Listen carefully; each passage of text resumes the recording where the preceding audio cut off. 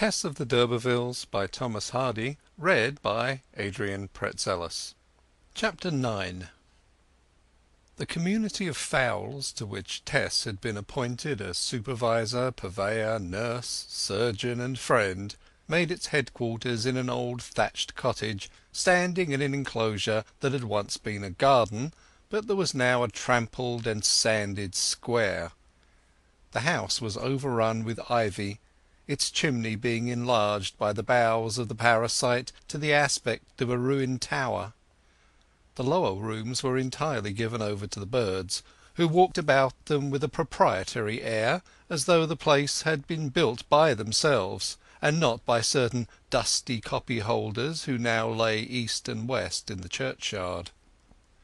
The descendants of these bygone owners felt it almost as a slight to their family when the house, which had so much of their affection, had cost so much of their forefathers' money, and had been in their possession for several generations before the d'Urbervilles came and built here, was indifferently turned into a fowl house by Mrs. Stoke d'Urberville as soon as the property fell into hand according to law. "'Twas good enough for Christians in grandfather's time," they said. The rooms wherein dozens of infants had wailed at their nursing now resounded with the tapping of nascent chicks. Distracted hens in coops occupied spots where formerly stood chairs supporting sedate agriculturists. The chimney corner and once blazing hearth was now filled with inverted beehives in which the hens laid their eggs, while out of doors the plots that each succeeding householder had carefully shaped with his spade were torn by the cocks in wildest fashion. The garden in which the cottage stood was surrounded by a wall, and could only be entered through a door. When Tess had occupied herself about an hour the next morning in altering and improving the arrangements according to her skilled ideas as the daughter of a professed poulterer, the door in the wall opened, and a servant in white cap and apron entered. She had come from the manor house. "Mrs. d'Urberville wants the fowls as usual," she said; but perceiving that Tess did not quite understand, she explained, "Missus is a old lady and blind." "Blind?" said Tess. Almost before her misgiving at the news could find time to shape itself, she took, under her companion's direction, two of the most beautiful of the Hamburgs in her arms, and followed the servant, who had likewise taken two, to the adjacent mansion, which, though ornate and imposing, showed traces everywhere on this side that some occupant of its chambers could bend to the love of dumb creatures, feathers floating within view of the front, and hen-coops standing on the grass. In a sitting-room on the ground floor, ensconced in an arm-chair with her back to the light, was the owner and mistress of the estate, a white-haired woman of not more than 60, or even less, wearing a large cap. She had the mobile face frequent in those whose sight has decayed by stages, has been laboriously striven after, and reluctantly let go, rather than the stagnant mien apparent in persons long sightless or born blind. Tess walked up to this lady with her feathered charges, one sitting on each arm. "Ah, are you the young woman come to look after my birds?" asked Mrs. d'Urberville, recognizing a new footstep. "I hope you will be kind to them. My bailiff tells me you are quite the proper person. Well, where are they? Ah, this is Strut. But he is hardly so lively to-day, is he? He is alarmed at being handled by a stranger, I suppose. And Fenner, too. Yes, they are a little frightened, aren't you, dears? But they will soon get used to you." While the old lady had been speaking, Tess and the other maid, in obedience to her gestures, had placed the fowls severally in her lap, and she had felt them over from head to tail, examining their beaks, their combs, the manes of the cocks, their wings and their claws. Her touch enabled her to recognize them in a moment, and to discover if a single feather were crippled or draggled. She handled their crops, and knew what they had eaten, and if too little or too much, her face enacting a vivid pantomime of the criticisms passing in her mind. The birds that the two girls had brought in were duly returned to the yard, and the process was repeated till all the pet cocks and hens had been submitted to the old woman—Hamburgs, Bantams, Cockins, Brahmas, Dorkins, and other such sorts as were in fashion just then, her perception of each visitor being seldom at fault when she received the bird upon her knees. It reminded Tess of a confirmation in which Mrs d'Urberville was the bishop, the fowls the young people presented, and herself and the maidservant the parson and curate of the parish bringing them up. At the end of the ceremony Mrs d'Urberville abruptly asked Tess, wrinkling and twitching her face into undulations, "Can you whistle?" "Whistle, ma'am?" "Yes, whistle tunes." Tess could whistle, like most country girls, though the accomplishment was one which she did not care to profess in genteel company. However, she blandly admitted that such was the fact. "Then you will have to practise it every day. I had a lad who did it very well, but he has left. I want you to whistle to my bullfinches. As I cannot see them, I like to hear them, and we teach 'em airs that way. Tell her where the cages are, Elizabeth. You must begin to-morrow, or they will go back in their piping. They have been neglected these several days." "Mr d'Urberville whistled to 'em this morning, ma'am," said Elizabeth. "He? Pooh!"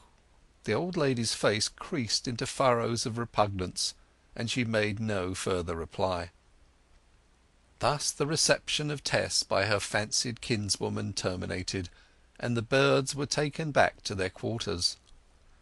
The girl's surprise at Mrs d'Urberville's manner was not great, for since seeing the size of the house she had expected no more; but she was far from being aware that the old lady had never heard a word of the so-called kinship. She gathered that no great affection flowed between the blind woman and her son. But in that, too, she was mistaken. Mrs d'Urberville was not the first mother compelled to love her offspring resentfully and to be bitterly fond.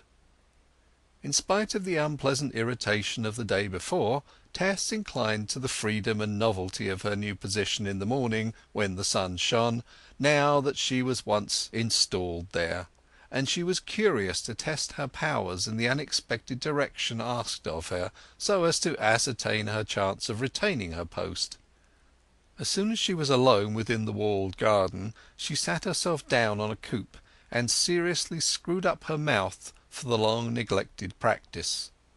She found her former ability to have degenerated to the production of a hollow rush of wind through the lips, and no clear note at all. She remained fruitlessly blowing and blowing, wondering how she could have so grown out of the art, which came by nature, till she became aware of a movement among the ivy boughs which cloaked the garden wall no less than the cottage. Looking that way she beheld a form springing from the coping to the plot. It was Alec d'Urberville, whom she had not set eyes on since she had conducted her the day before to the door of the gardener's cottage, where she had lodgings.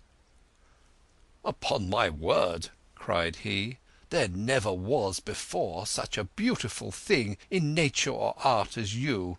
Look, cousin Tess." Cousin had a faint ring of mockery. "I have been watching you from over the wall, sitting like Impatience on a monument, and pouting up that pretty red mouth to whistling shape, and wooing and privately swearing, and never being able to produce a note. Why, you are quite cross because you can't do it." "I may be cross, but I didn't swear."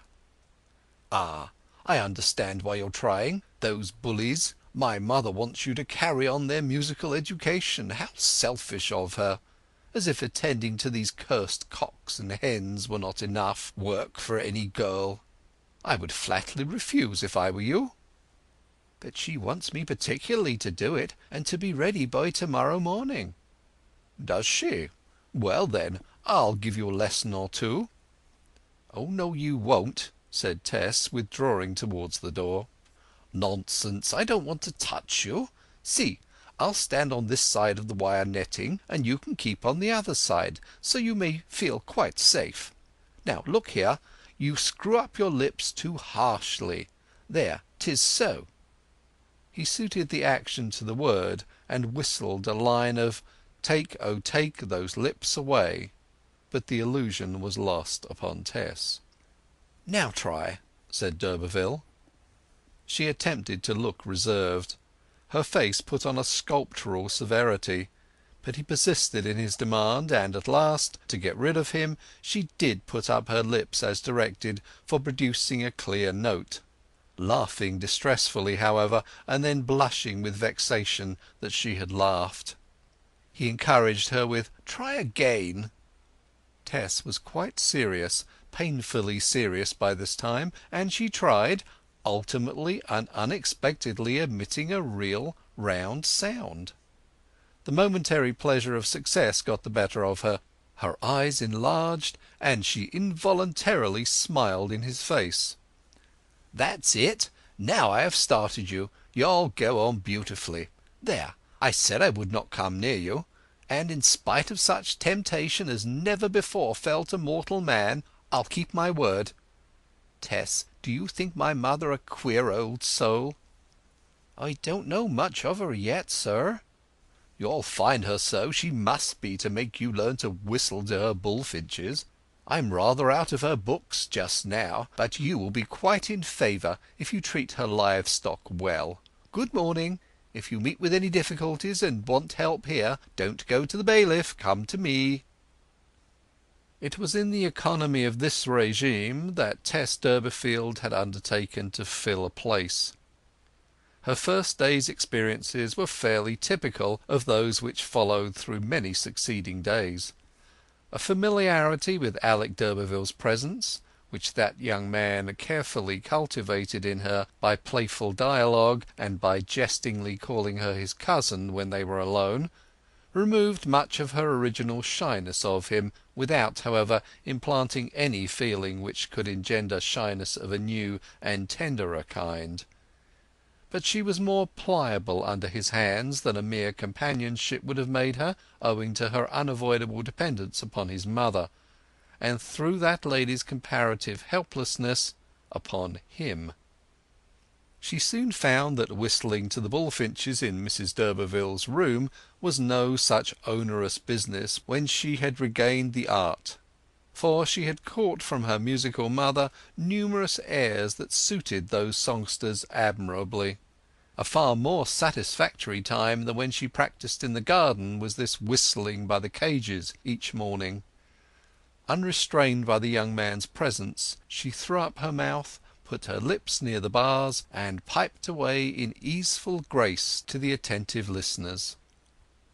Mrs d'Urberville slept in a large four-post bedstead hung with heavy damask curtains, and the bullfinches occupied the same apartment, where they flitted about freely at certain hours and made little white spots on the furniture and upholstery. Once, while Tess was at the window when the cages were ranged, giving her lesson as usual, she thought she heard a rustling behind the bed. The old lady was not present, and turning round, the girl had an impression that the toes of a pair of boots were visible below the fringe of the curtains. Thereupon her whistling became so disjointed that the listener, if such there were, must have discovered her suspicion of his presence. She searched the curtains every morning after that, but never found anybody within them. Alec d'Urberville had evidently thought better of his freak to terrify her by an ambush of that kind. End of Chapter 9.